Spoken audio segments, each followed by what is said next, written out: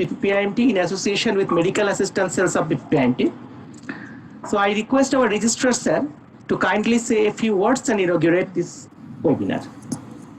Registrar sir, please. Yeah.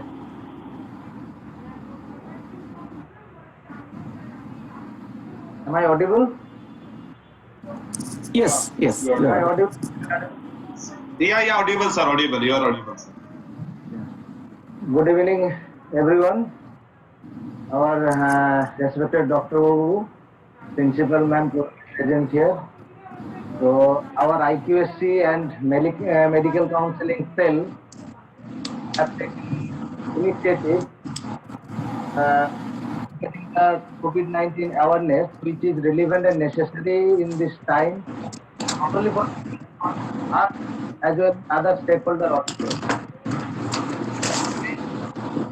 Completely different which currently the world never faced. Each and every section of the people are facing problem due to COVID-19 pandemic. General crises were always there within the civilization, but this is completely a new crisis.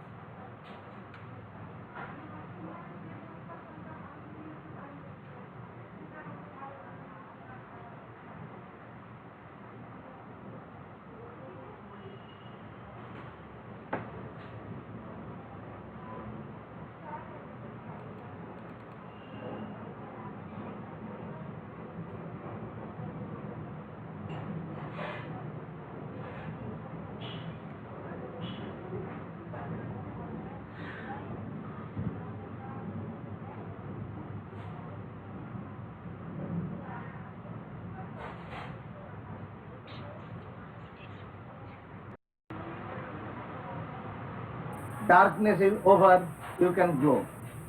Thank you very much to all of the listeners as well as our IQS.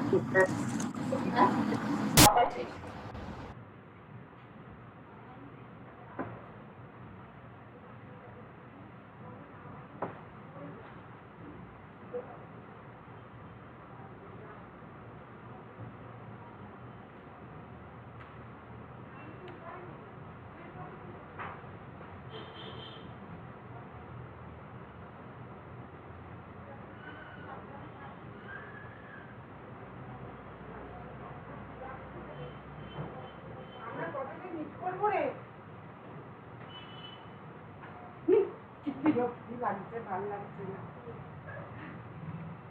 হ্যাঁ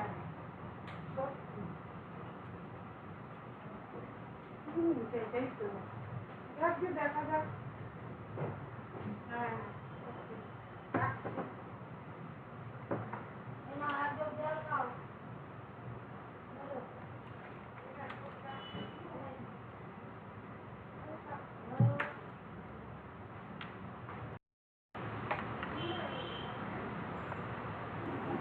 Now it's time for us to gather certain knowledges and understandings about the COVID-19 epidemic.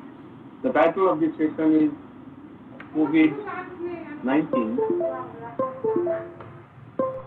Concerns and Modifications of Lifestyle. Our concerns. Probably we all know that the virus that is sweeping across the globe is a new virus. The name of the virus is SARS-CoV-2. The virus is a member of a large group of viruses called coronavirinae. Coronavirinae, which is a zoonotic virus living in the bodies of various wild animals, and they invade humans through a process called species jump. In this case, this species jump is supposed to have happened in Wuhan, a province in central China, in the province of Hubei province, which is a large area, and the city is also a big city. The big city is a center of industrial production, and it's a happening area for electronic goods, production of electronic goods to all kinds of goods. Wuhan has been a traditionally industrial area, and now after 1978, when foreign companies they have been allowed to operate in China, Wuhan has become a hotspot. Many European people they visit Wuhan for business, for work, as well as for pleasure, for travel, for tourism, etc. So in more ways than one, Wuhan has become a hotspot, and a business of wild animals has been a very strong component of their business. Now, in order to entertain the European guests and other guests coming to Wuhan from all over the world, they provide wild animal food in their restaurants, which have got so-called supposedly powerful enabling activities, powerful enabling property. So that is how the Wuhan food market, where many wild animals actually come in contact with each other and also come in contact with human blood. The animals are being slaughtered there. The functionaries, the workers who are using the sharp weapons, sometimes they get themselves injured, and in the process, probably the virus has taken into the human body. And once they have taken entry into the human body, now they are able to transmit themselves through another route. So once the species jump has happened, now they are going to transmit themselves in another route. The same species jump theory we have known in case of HIV, and now we are knowing this in case of SARS-CoV-2. So there are a large number of members in this group. It's not at all a new virus. There are not many number of viruses in this family are known already, and probably there are 15 strains of coronaviruses, of which only seven are disease-causing. For example, we know about SARS virus, we have heard about March Middle Eastern respiratory syndrome virus.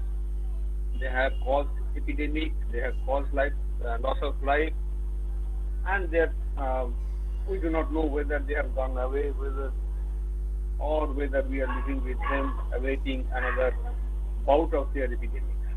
So SARS-CoV-2 is the latest in this chain of coronaviruses, which are now presenting a problem which is basically called SARI, severe acute respiratory illness, which means that there is a kind of respiratory infection caused by the virus, which leads to severe acute condition.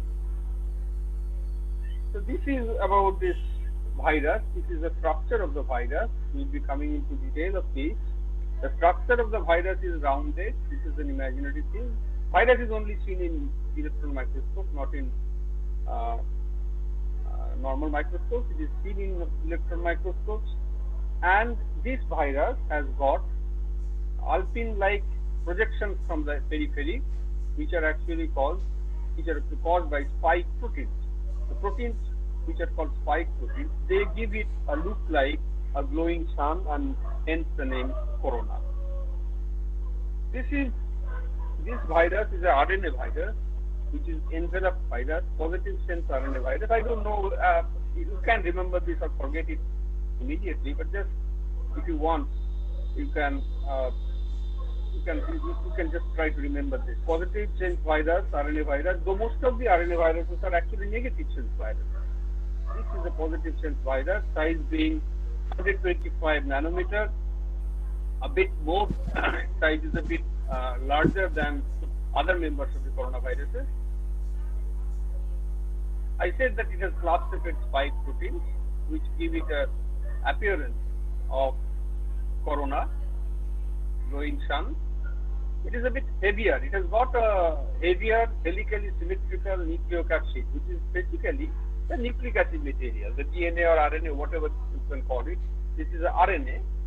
Basically, this is the nuclear material, nucleic acid material, which is helically symmetrical and which is heavier. We can remember the heavier word, which is very important. This is a bit heavier than other members of the corona. I think I am audible now. There is no problem in. Yeah, sir, audible. You are audible. Okay. No problem. Right. Okay. So the spike proteins are further subdivided into S1 and spike 1 and spike 2, which are responsible for attaching the virus receptors, the virus receptor sites on the cell surface. I am not going to any further detail of this. The spikes are important for getting the virus attached to the host cell surface. So the virus is somewhere between 100 to 140 nanometer in size, which is a bit large, I said already, and which is heavy. Now this is very important. This virus, when it spreads from human to human, it spreads through droplets. It doesn't spread through blood. It doesn't spread through other body fluids. It doesn't spread through sexual route. It spreads through droplets. Through droplets, we know that many viruses, SARS, MERS, all viruses, they spread influenza virus, they all transmit from one person to another through droplets. And also TB.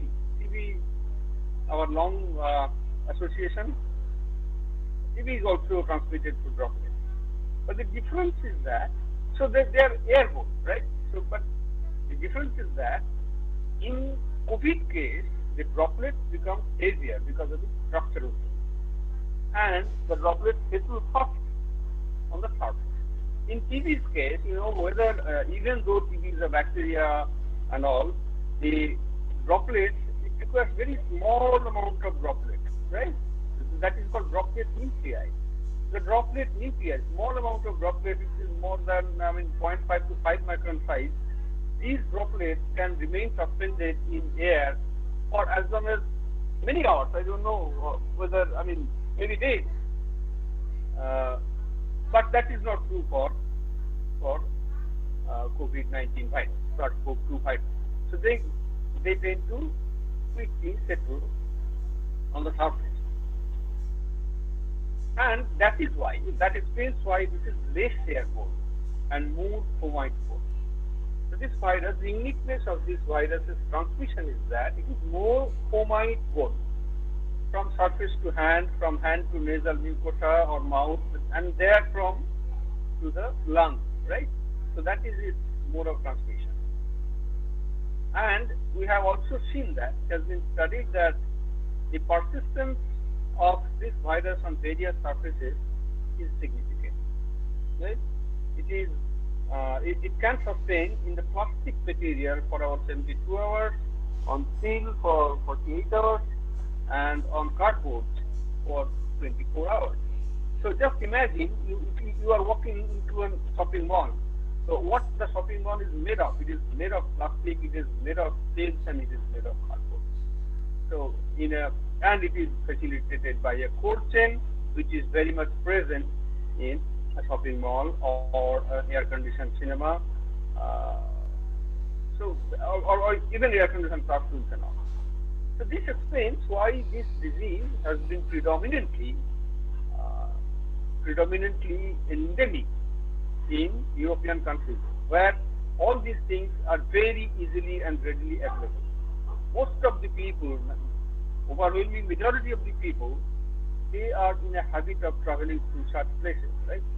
In our country, in our poor people are not going to shopping malls or INOX cinema halls, etc. every other day, or an air-conditioned restaurant. They are not going there every other day. So this explains why this virus is basically sweeping across US and America. Cold chain is also a matter. Cold environment also helps the virus to sustain, while heat the virus is a very heat labile virus, only 26 to 30 degree centigrade heat that will desiccate the virus in few minutes. So maybe in hot weathers like ours, I think we have got certain advantages over the European countries or American countries. So the vitality is attenuated. You might have seen in many discussions that Indian summer, the coming summer, was factored in seriously in epidemiological discussions on this virus spread and the containment of the disease and its attainment of the peak, and then slowly getting down to the trough and the leveling of the flattening of the curve.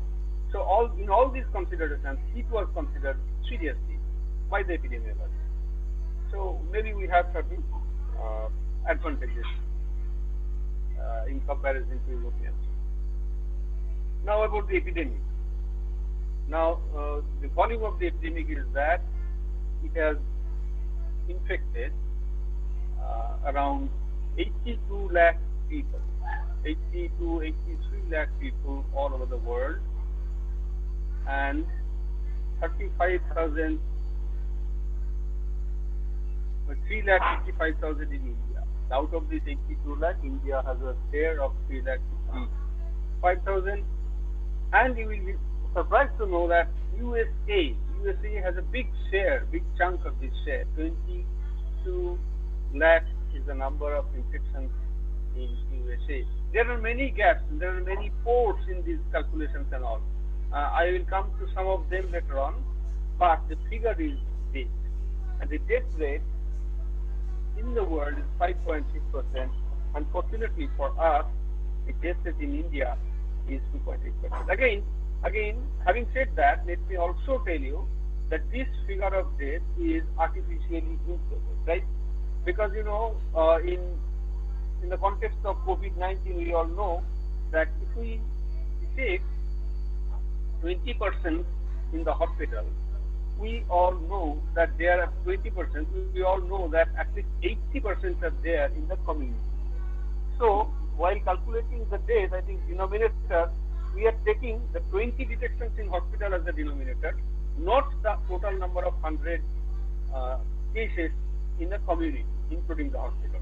So if you take that, the death rate will immediately come down to less than 1%, which is basically close to the death rate because of common flu or influenza. So this death figure, I think, if it inspires awe in us and others, and fear in us,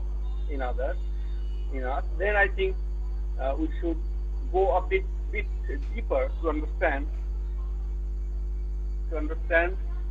that the death rate is actually not that very high.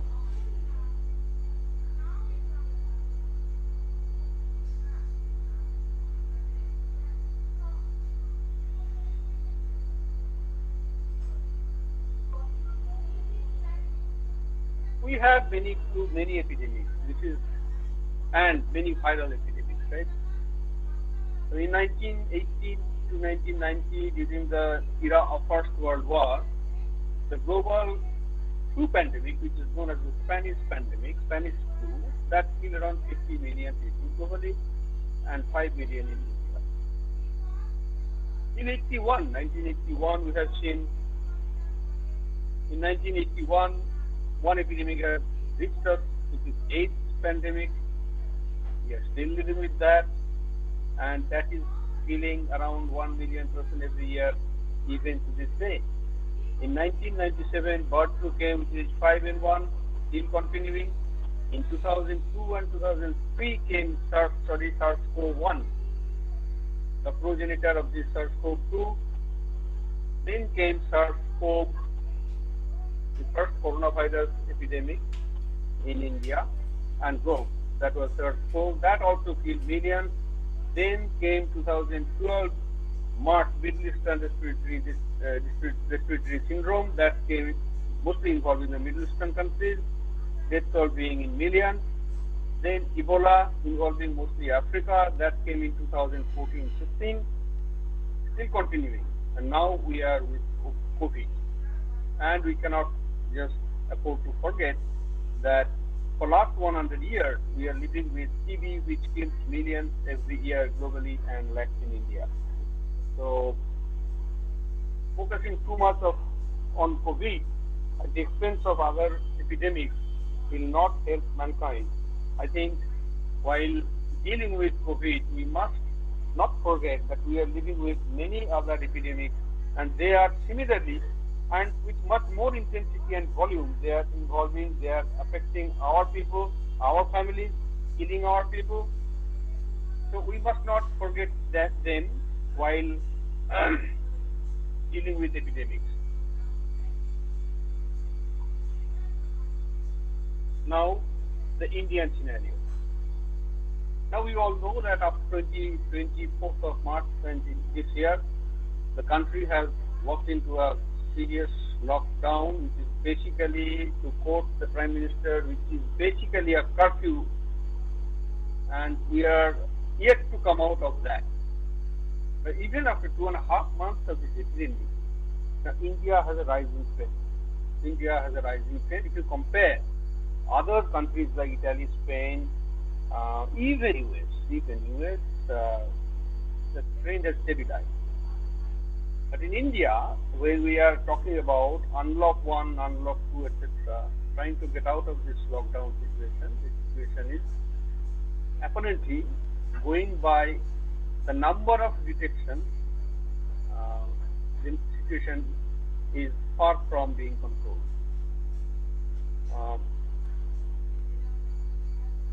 And there is an assertion by the ministry denying any sign of community spread. Now, I don't know how credible is this statement. When we are detecting with our little functional abilities to detect cases, when even then we are detecting around 10,000, 12,000 a day. Now, how it is not from the community is beyond our comprehension. It is definitely community spread has taken place, and I think community spread should be understood in a bit detailed manner. Community spread is not that bad. Actually, many people are there in the world who are actually working for community spread, who want community spread to happen, and probably that is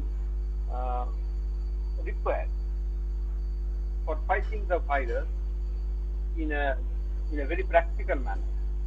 Community spread leads to a kind of herd immunity, and herd immunity is what that slows the transmission of the virus and reduces the virulence of the virus.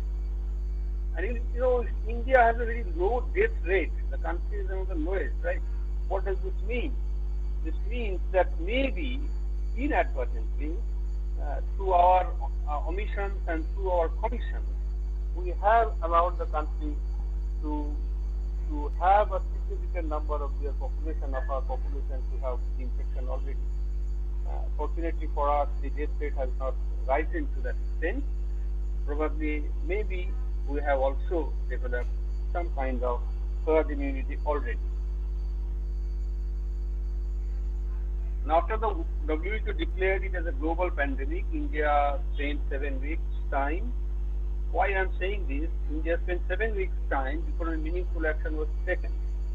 During this time, international and domestic flights continued without any kind of quarantine testing tracking mechanism in place, allowing the virus to spread to every corner of the nation, mostly urban but also rural corners. Even when action was taken, millions of migrant laborers were thrown on the streets, thrown on the roads to make their way to their homes, which are mostly rural. And now they were working in hordes. It was not possible for anybody to to ask them to put on a mask or to maintain a kind of physical distance. At least the situation was not good enough to sermonize them to put on masks, etc., etc. So these people, when many of them transmitted already, when many of them are reaching their areas, many of them are actually not being treated, not being screened, not being tested.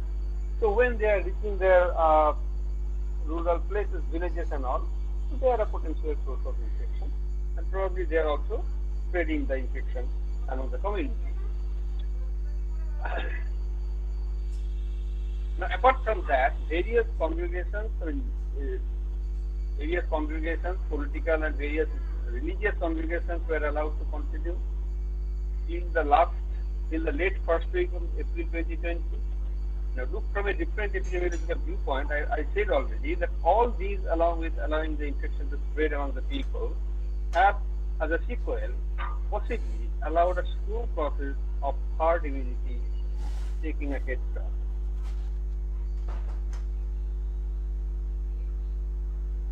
Now we should go a bit deeper into a few terminology, right? To understand the epidemic, we should clearly understand the words that we are hearing, that we are reading in papers and in the social media, etc. Now the word new infection is often misleading. As I said, that India is having new infections every day to the tune of 10 to 14,000, 10 to 12,000. This new infection is actually should not be understood as new infection. There are new detections. Maybe the infection is taking place. In fact, when a detection is taking place, the infection is expected to have taken place much earlier, maybe a week or 2 weeks back. So this thing should be kept in mind. The new infections are not actually new infections, they are new detections. We have no clue to understand, no way or no mechanism to understand how many new infections are taking place. We have not done anything to do sero survey in the hotspot to understand, and a follow-up sero survey in those hotspots to understand how many new infections are taking place. We have not done that. Actually, this has started only in last 2-3 days. Actually, in Kolkata, some sero surveys are taking place, and very many departments, including the TB program personnel, they are involved in it. They are trying to do something. I don't know what will be the result, but at least so far we have no clue to the direction of the infections. How many new infections are taking place? We have no idea. Only what we are doing is patients are coming to hospital sick.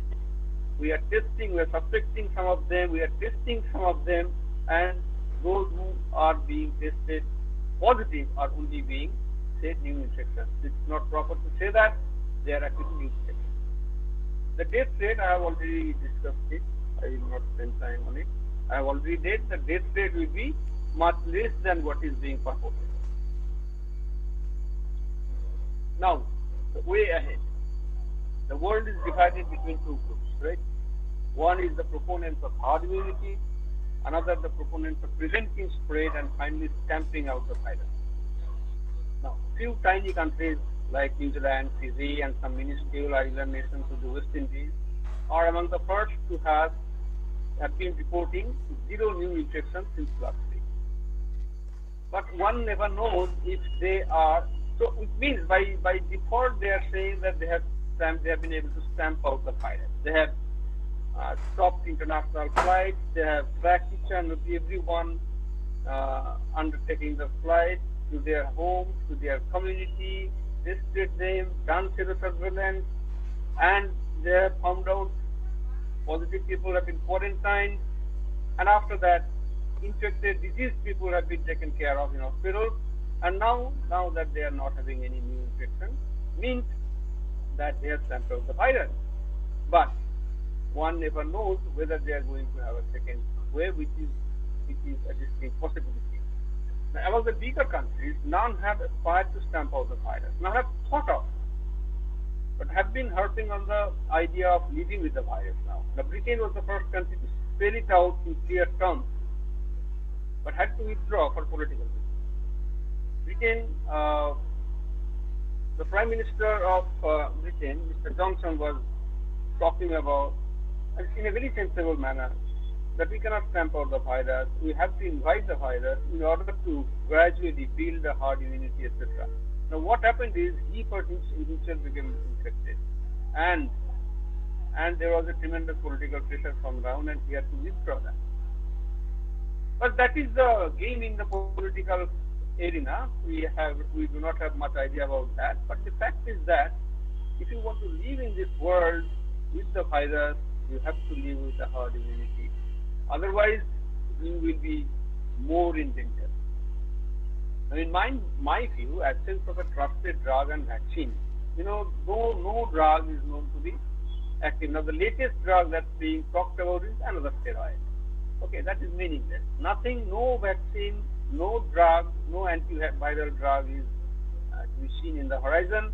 So, in this situation, herd immunity is our destiny, is the only option. Now, once we have wasted precious early weeks allowing entry of the virus, there is no way we can prevent it spread at this stage. এখানে বাংলায় একটা কথা মনে পড়ে যাচ্ছে, যারা বাংলা বুঝতে পারবে না তাদের জন্য একটু অসুবিধা হবে। সেই কর্ণকুন্তী সংবাদে কুন্তী কর্ণ বলেছিল যে একদিন যে সম্পদে করেছে বঞ্চিত সে আর ফিরায় দেওয়া তব সাধ্যাতি। তুমি একবার যেটা করনি আর সেটাকে নিয়ে ল্যামেন্ট করে কোনো লাভ নেই, সেটা হয়নি, হবেও না। So we must have to face this reality. We have certain factors in our favor. I discussed about the temperature, the environmental heat, the preponderant young population which might explain less mortality compared to global trade. But there is hardly any reason to believe that we are yet to reach the level of community spread. There is no reason. On the contrary, herd immunity build-up may already have been a reality, and probably that is our last hope. The renowned Oxford epidemiologist, now after 3 months of this various levels of lockdown, hello. Is it okay? Yes, sir. Yes. Okay. Yeah, continue. The renowned Oxford epidemiologist, probably of Indian origin, Dr. Sunitra Gupta. I was seeing a video chat with Lockdown TV, where she clearly expressed optimism that the endemic is on its way out. She is working with Oxford University as a chief epidemiologist. She says the virus is on its way out. Very senior cancer specialist Dr. Karol Sikora, based in London, he also articulated that the virus is getting tired. Now the virus is getting tired, and our next challenge is to learn, is not to fight the virus, is to learn to fight the fear psychosis we have generated over the last few months. I think Aparna Madam is there, who will be also talking about this fear psychosis and all. I will touch upon some aspects of it. So the epidemic being on its way out. Okay. Next challenge is to fight the fear and the fear psychosis around us. Now, how to fight fear? Now, we must expand the frontiers of relevant knowledge. I must say, not knowledge, but relevant knowledge. Knowledge is a very vast thing. We must pin down to relevant knowledge and ask a few questions. The questions may be, what is an expert? We must clearly know, right? I think the whole society is dancing to the tunes of certain illogic, right? Everyone is putting on a mask, and if someone is going out without a mask as if he has committed some crime, right? The police is chasing them, people are chasing them, the community leaders are chasing them. So I think this is the kind of insanity that we are in now. We must know what is exposure, right? So what is the real situation and what are the implications of data being dished out day in and day out, right? Some of it we have already discussed in regarding the deaths, regarding the new cases, etc. Now, how have we been able to stamp out viruses causing epidemic in the past? How can we live with the virus? If yes, if we have been able to stamp out viruses on global scale, only two, maybe the polio virus is one, smallpox is another. The polio virus also we have stamped out through a process of building herd immunity, right? So, so these questions must be asked for yourself to study and to find out questions, find out answers on your own. Now, how can we live with? If the destiny is to live with them, how can we live with this virus? Now, what all needs to be done to stay safe without jeopardizing essential components of our life cycle? We are exactly doing that now. ঠিক আছে, The আমি বন্ধ academic করে দেবো, years, আমি বন্ধ করে academic দেবো। sessions are gone. Education is on a standstill. Many things on a standstill. The health service is half working. So people are not marrying. People are not. I mean, the many usual normal things they are not doing. The industry is on a slump. America has lost around 40 million jobs already. So we must learn to get back to normalcy, and learn to stay safe without, again, I repeat, jeopardizing essential components of a normal life cycle. Now, what is a scholar? The West Bengal government, in consonance with WHO, they have clearly spelled it out that there should be a face-to-face proximity.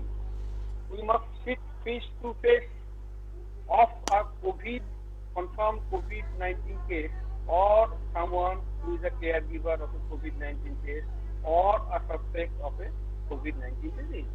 So three things. One is a suspect, another is a confirmed case, another is a caregiver of a COVID-19 disease patient, right? So, and that should be face-to-face interaction within a distance of 3 feet or 1 meter. And mind you, the duration is just to be around less than, minimum 15 minutes or more. So if that is the situation, in order for an effective transmission to take place, if all these things are required, then you know very well how easily you can avoid this transmission, how easily you can avoid this. It is another matter that buses are now flying with all these filled. People are, they are putting on masks, but they are basically sitting shoulder to shoulder, and they are traveling, gossiping with each other. And mask is not in this case at all any protection. So distancing that is required is not being done. If you want to make distancing a possibility in your life, then you should know what distance or what duration and in which posture exposure takes place. So you must have this understanding of exposure. Next is know about the epidemic. The best way to fight fear is to get deep in the issue. Now, the modeling that told us that we will be having, the world will have around 2.2 crores, 22 million infections and deaths. So that was based on an extreme worst case scenario. That was a modeling that was done by, what is the name of the gentleman? Okay, I'm not remembering that. Anyway, so the idea was that is the worst case scenario, and that was based on an idea that there is a 15% infectivity rate, right? 15% per week infectivity rate, which actually means an exponential growth of 15%.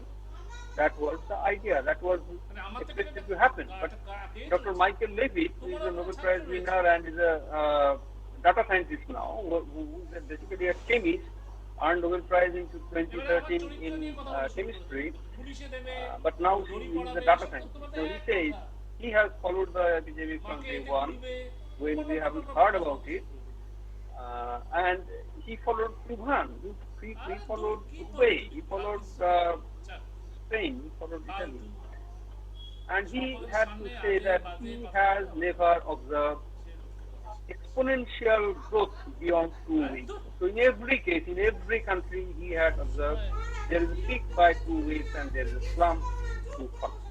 So there is a natural cycle of this virus is coming down to less virulence and less infectious and less transmissible. So that is reality now that is coming into our knowledge now. Looking at the annual influenza figure in Europe, the current death figure will not look that enormous, right? For example, in Italy, it is a data that I got from ISTAT. ISTAT is headed by Dr.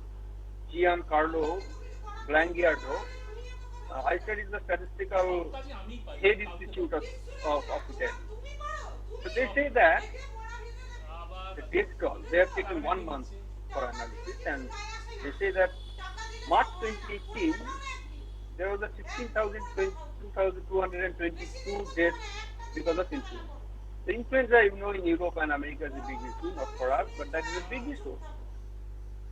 In March 2019, the death was 15,189. And in March 2019, the death due to respiratory illness, which includes COVID, which is now, everything is now going in the name of COVID. The number is actually 12,352, which is much less than what used to happen in 2018 and 2019. So the death figure in COVID has enormous natural element in it. That is the point I want to make here. It's got an enormous natural element in it. And consider the figure that only 8% deaths are actually in the age group below 65 years. Of the total deaths in Europe and America, only 8% is below the age of 65 years. 26% is between 65 and 80. And 56% is above the age of 80. Now, above the age of 80, there is which is called a statistical death. These people, when we used to live in villages, people always used to expect that this summer and this winter, some people will go, some people will die. Now, death is as natural as life. Death is as normal as life. And at the age of 80 and 85, the expectancy for life should not be very optimistic. So they will have to die, and they are dying of this thing. They die of influenza, now they are dying of COVID. The only difference is that. So basically, there is no death toll among the children. There is no major death toll among the people in the respiratory age group. So mostly the deaths that are happening are in the elderly age group. And in death figure in India, I think in my view, it is nothing. Now 11,922 in a span of 4 months is actually a minuscule figure, epidemiologically speaking. Now, we kill around 4 lakh people in TB every year, right?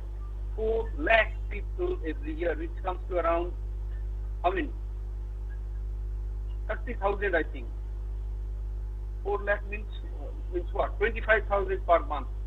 We are killing 25,000 per month in TB.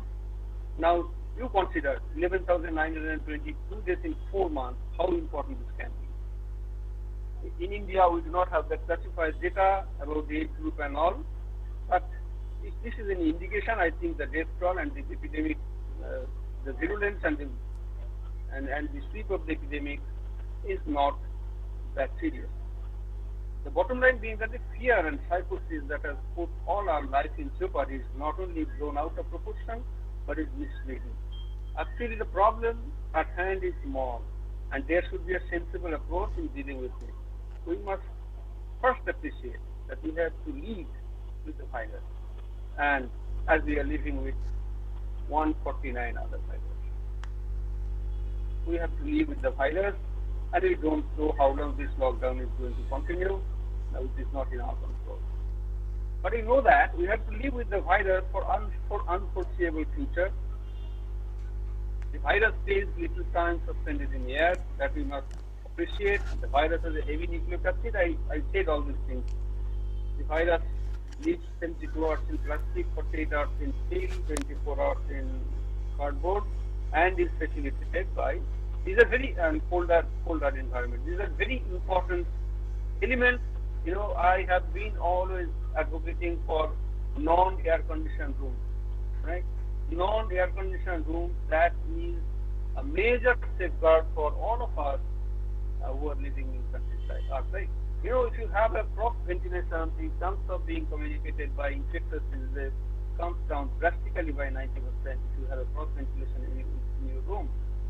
In contrast, in closed spaces like in a AC room or in a lift or an elevator, etc., when somebody is sneezing or somebody is coughing, the droplets or the droplet nuclei, they remain suspended for a very long time. Right?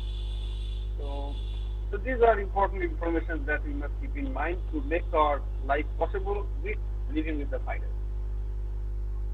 Now, what all needs to be done, right? We have said that the problem is small, so our solutions will also be small, right?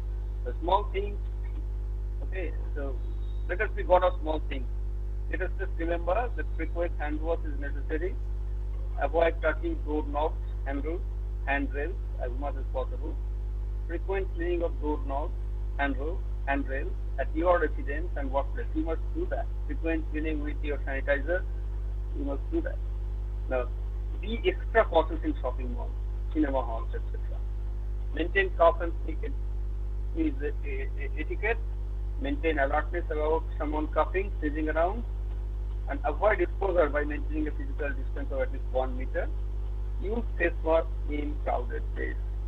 Face mask, I am not in favor of discarding it altogether, but make sure that you put a face mask in crowded places. Right? Don't make a clown of yourself by putting on face masks on roads and everywhere. In crowded places, I think we should all use a face mask. And thank you all for a patient hearing. Thank you. Thank you, sir, for such a wonderful lecture. Actually, we got a lot of information on the novel coronavirus and how we can get rid of these things. And from your lecture, we came to the conclusion that we need not panic. Rather, we have to maintain certain disciplines, self-disciplines, so that we can get over this pandemic situation. I hope all of us have definitely enjoyed the lecture. Now I want to request our second speaker, Mrs. Aparna Ghosh, to start her session. Madam, please start your session.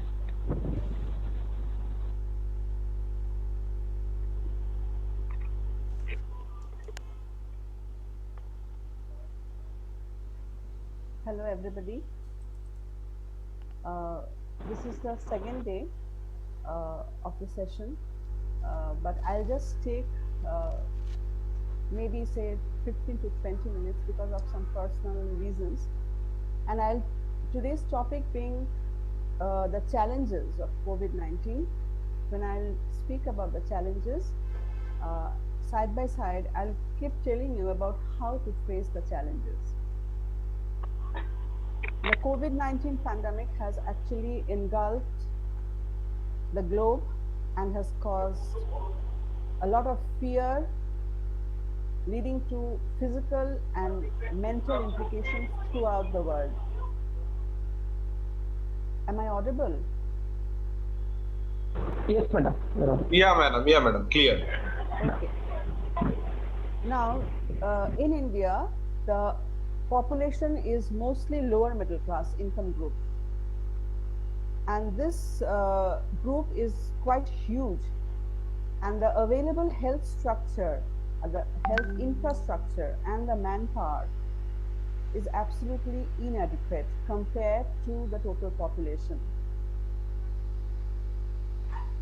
Currently, at the present scenario, when there is a pandemic in India, the required number of psychiatrists is 15,000 to 17,000 as per the Union Ministry of Health and Family Welfare.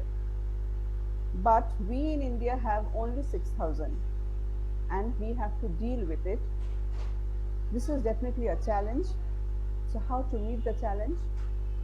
In order to meet this challenge, we need to train more of the primary healthcare workers, the physicians, the specialists in other fields, the psychologists, and of course, the other paramedical team.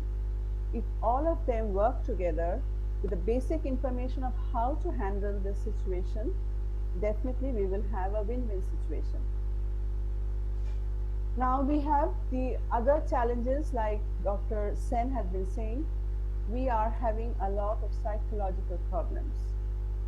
Psychological problems, the first thing that comes to our mind is the anxiety. The anxiety is related to the current situation. The anxiety is related to COVID-19, to the quarantine, and it is also related to the lockdown situation. So these are some of the implications that we are carrying with us. But we must be very mindful as to whether we want to diagnose these people with psychiatric disorders. By this, I mean to say, do you want to label this person that this person has the disorder of anxiety? Do we want to label the person that this person has the problem of depression or phobia? Or is it wiser to extend our helping hand? Or is it wiser to intervene in their life and tell them what they are afraid of, come to know from them what they are afraid of, and give them a ray of hope so that they can lead this life of lockdown in a much better way. So they need to have a knowledge of the management of their mind. Most of us are unable to manage our mind. We are able to manage our household chores. We are able to manage all the official problems. We are able to manage our bank balances. But the basic thing that we all need to do is manage our mind, and most of us are unable to do that. And this situation has aggravated at this lockdown period. So if somebody thinks that this situation, this mental situation is beyond our hold, beyond limit, and we are unable to maintain that, and we are unable to take care of it, in such cases, there is definitely the need to refer to any professional person, to a psychiatrist, or to a counselor, to a psychologist. And definitely, there is always a hope, just because this is a secondary depression, secondary anxiety. This is caused because of some temporary reasons. We will easily overcome that. Now, the question that arises is, in this lockdown period, everything is shut down. So one has to go to a doctor, the OPD is closed, the clinics are all closed. So this lack of mobility, the lack of movement or this lack of freedom has led to a rising amount of irritability amongst all of us. People who have already cured from psychological disorders, maybe in many of the cases, things have relapsed. Many are suffering from delusion. Many of us are suffering from hallucinations, aggressions, paranoid symptoms. And currently, we are going through a cleanliness drive to continuously sanitize our hands, to continuously wear fresh dresses, clean our clothes, wash our shoes.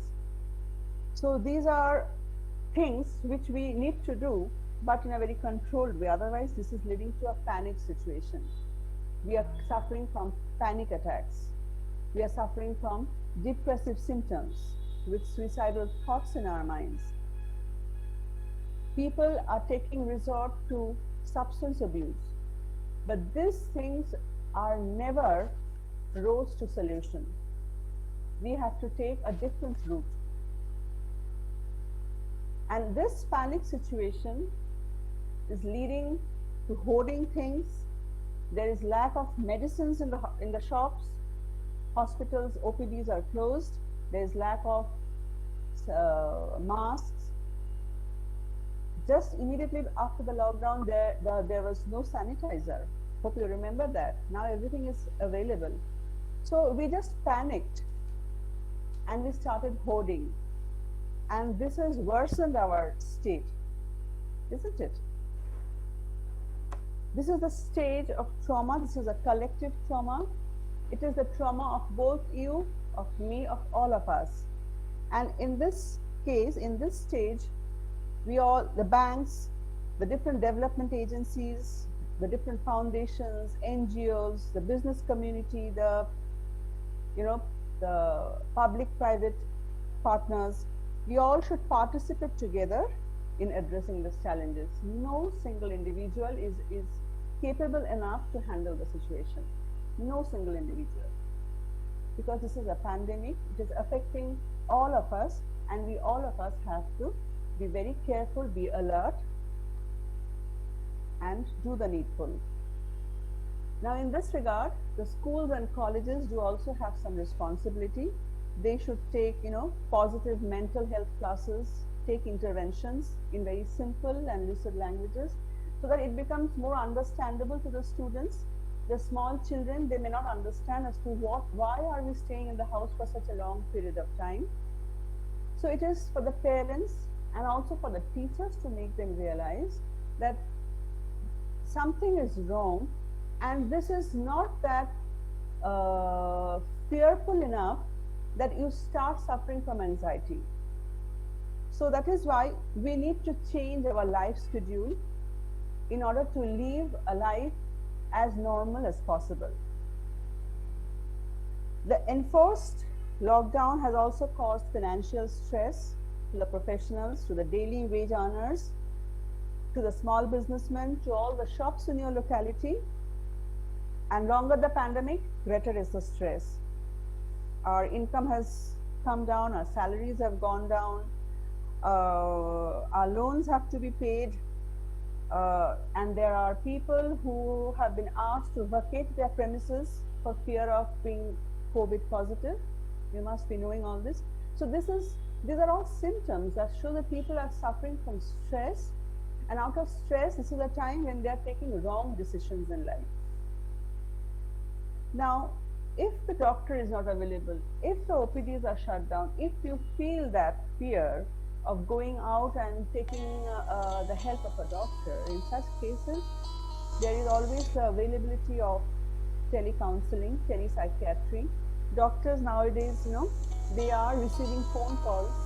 I don't know if Dr. Sen is taking or not, but people are calling the doctors. Even I myself have called doctors over phone, and they're also encouraging WhatsApp to tell your problems and to discuss, to have a consultation with them.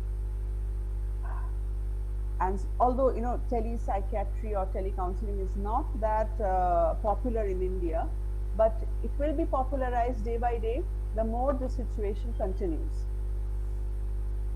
This pandemic is not going to stay for long. This is a very temporary phase, but we definitely cannot predict in advance how it would affect the human. The pandemic will definitely continue for some period of time, and there has to be changes in the policy making process. The leaders will take care of that. And we as mental health professionals, we also have to take some precautions. We are thinking a lot on it, how to deal with the present scenario. All we can do is, from this pandemic situation, we learn something from it, and then we implement in our practical life. We may not have solution for all the challenges, but we can always plan to combat some of them. Challenges may increase, they may change over time, but planned and progressive psychological interventions can definitely reduce the psychological stress. Now, this pandemic, this situation, this COVID-19 has, as Dr. Sen was also saying, it has actually spread certain, emotional problems. And the most common among them is the fear. We are all afraid that we will be contaminated. We will be infected once again. So we are becoming anxious, we are panicking on it. We are thinking, we are doing things in the wrong way, which may not be appropriate. So you have to understand that there is nothing actually to panic. For that, you have to understand what is lockdown. What is lockdown? Lockdown is actually been done to prevent the spread of the infection. It is being done to protect ourselves from others. That means we are not supposed to step out of our house just as we used to do a few months back until unless it's an emergency. That is why the lockdown was implemented, so that we don't spread, we don't catch and we don't spread the illness, the symptoms or the virus. We will be having difficulty in handling the social isolation. Initially, it was very nice. Initially, when we got the holidays, we thought, oh, it's quite good. We are enjoying it with our family, with our friends.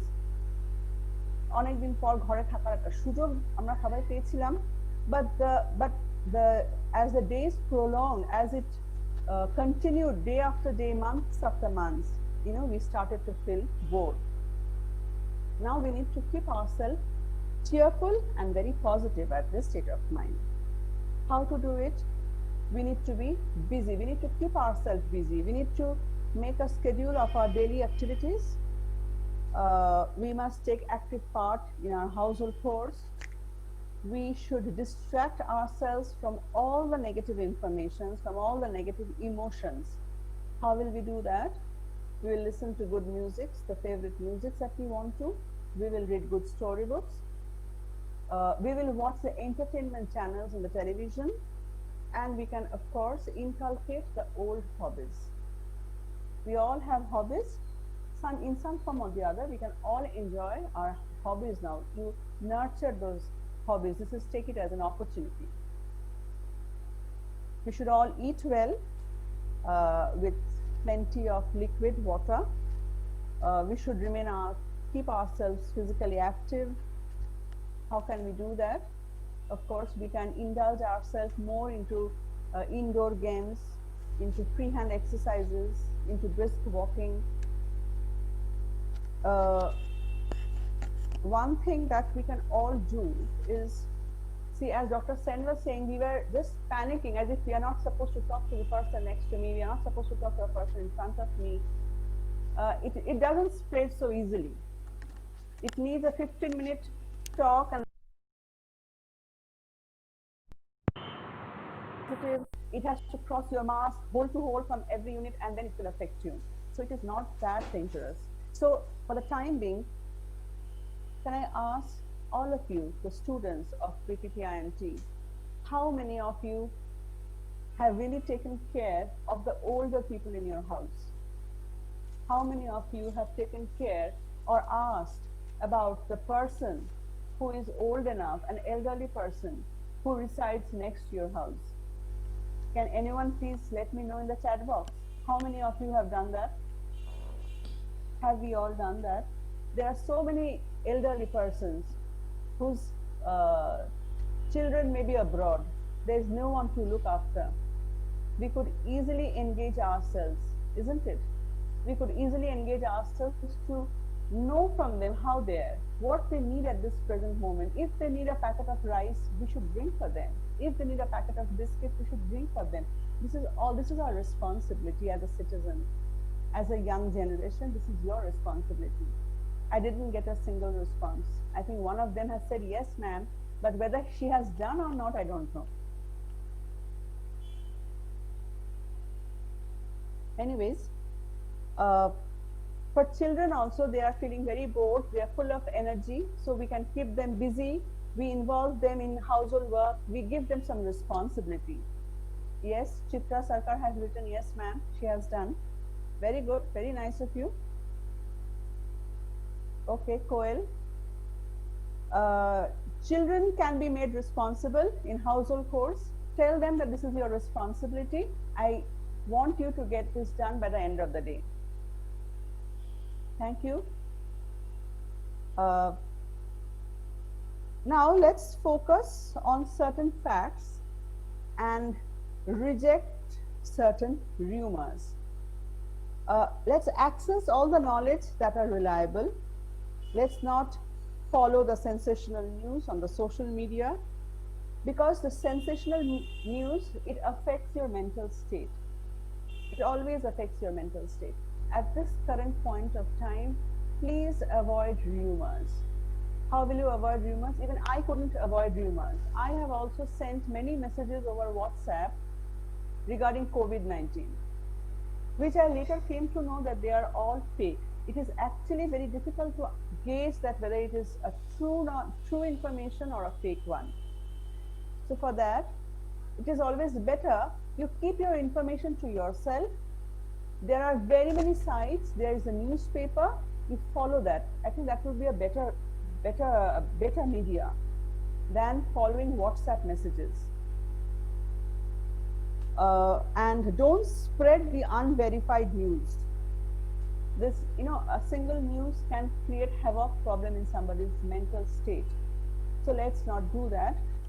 And let's not discuss about how many person got sick in my area. Let's not discuss whose father expired out of COVID. Let's not discuss on that. It's better, let's discuss who got cured, who got recovered, how many people are living a wonderful life now after COVID. Let's talk to them, let's discuss about them. And at the same time, we need to stick to the known hygiene, as Dr. Sen was also saying, that is hand sanitizing, social distancing. It was, he was saying 3 feet. So 3 feet social distancing. You should not spit here and there. We do spit all the time. Please don't spit here and there. And if you happen to have a cough or a sneeze in public, please do it in a protected way. It is not that you are spreading the disease, but people get afraid of it, because most of us are asymptomatic as well. And God forbid, if any one of us gets corona positive, and if we know the symptoms, and if we are found positive, let us maintain social distance. For 2 weeks, let's be quarantined, use separate utensils, if possible, separate toilets. Only if our symptoms are severe and profound, let's get ourselves admitted to the hospital. Don't rush to the hospital immediately. It's not that dangerous. This is about the health side, social side. We do have some emotional side as well. We have emotional problems. We have anxiety. Excuse me. If any one of us is having too much of fear, too much of anxiety, maybe not about myself, about my loved ones, somebody who might be affected, somebody who is affected, you start doing breathing exercise. You can do the breathing exercise at your home, on your bed, at the evening time. Play a light music. I mean, a music means a music, an instrumental music. No song, no pop song, no Bengali songs or Hindi songs, nothing. A neutral music that's soothing to the heart, okay? If you are very much angry or if you are very much irritated at this lockdown period, start back counting. If you are a little bit angry, start counting 10, 9, 8, 7, 6, 5, 4, 3, 2, 1, 0. If you are a little bit more angry, start counting from 50. And if you are fearful, then start counting from 100. You see, it will go away. And if you are afraid, just ask yourself, is it justified? Am I unnecessarily getting afraid?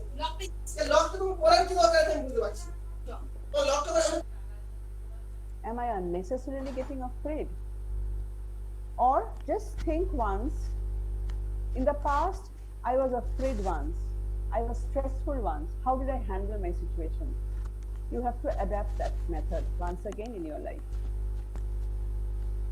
This is the time when you can feel lonely. This is the time when you feel sad as well. And there are so many sad news nowadays. We all know. Very many known faces are going out. They're just, we'll never be able to see them once again.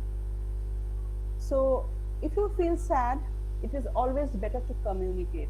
You contact your friends, people whom you love to talk to, discuss the happy moments. You can ask for their help.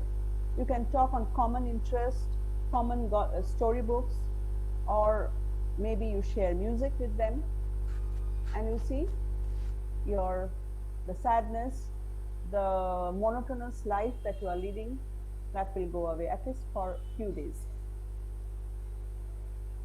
And even after doing all this, if you have gone through all this emotional trauma and you have tried your level best to come out of it, and still you are unable to do that, if you are unable to come out of it, in that case, never forget to give a call to your physician, to your family physician, or to the psychiatrist, or to a counselor who can definitely help you. Now, in this lockdown period, let me tell you, there is a helpline number. You can note it down. This helpline number will receive your call and will, they will help you in whichever way you need mentally. Okay, the number is 080 46 11 0007. Let me repeat, 080 46 11 0007. What is not advisable during this period? Please, no tobacco, no drinks, no drugs. I hope you take it seriously, because there will be people who will suffer from all the withdrawal symptoms once it's not available in the market. As it is in general harmful for your health, but in this lockdown period, don't create a new crisis. Please, don't do this.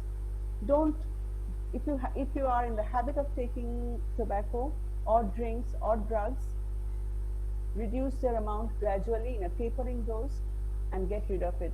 It is my earnest request to all the young children out there. Don't ruin yourself.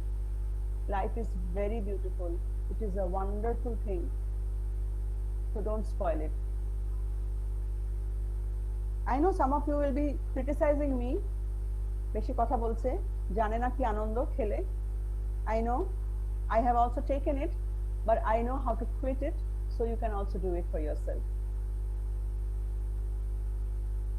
Don't judge a COVID positive patient. Somebody who is COVID positive, don't start judging him or her, that you might get positive from him. Isolate him, keep him away from you. That is the way you judge. You will do what you want to do on your own. You do it, you practice it, but don't start judging the person. And if any one of you or your close one becomes positive, don't panic. You follow whatever the doctors are saying. Practice self-isolation, quarantine, take the doctor's advice, take your medicines properly. Even after recovery, you may have some stress. If people who are recovering from COVID positivity, even they may have stress, because when they come back, they start feeling concerned about their loved ones, about their family members. Even people, if they come back, people are isolating them as well.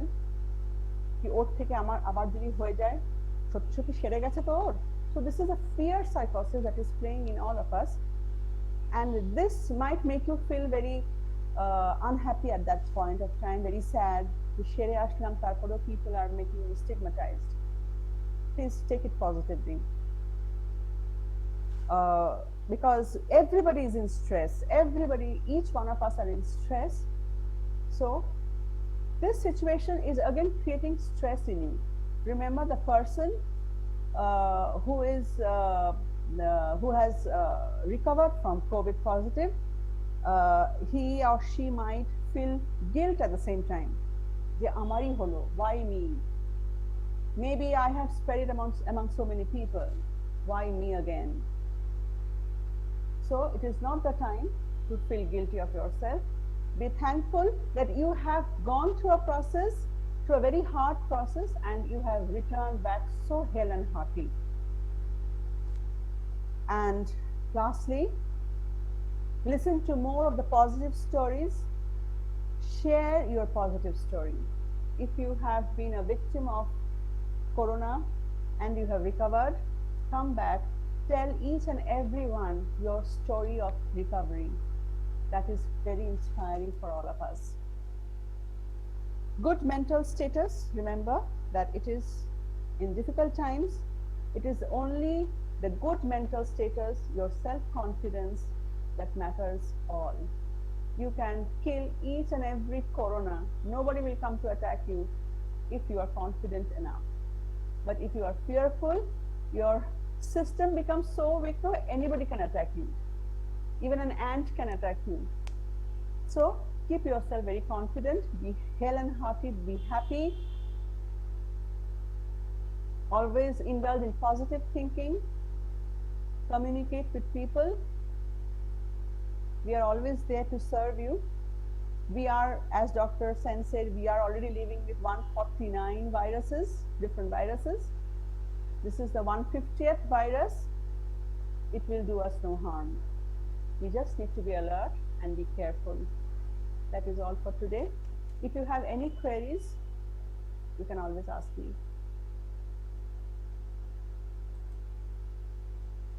Thank you, madam. Thank you very much, ma'am, for your nice presentation. Thank you so Hello. much. Good. Students, dear participants, if you have any,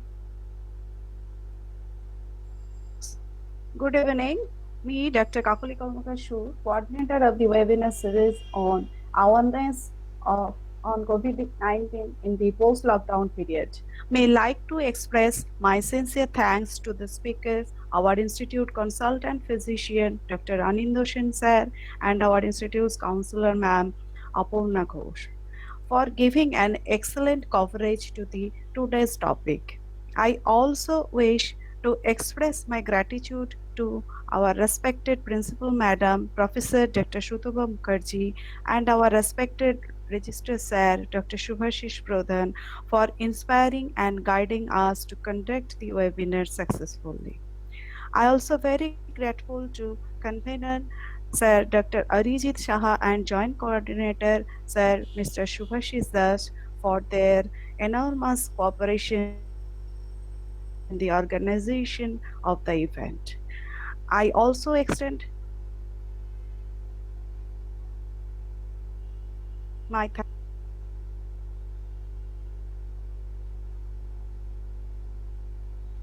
participating in the webinar and make a note that you will find a feedback link on your in chat box and fill it to get your early as possible. Thank you all again. Thank you, sir and ma'am, for such a nice, wonderful session. Thank you so much. Thank you.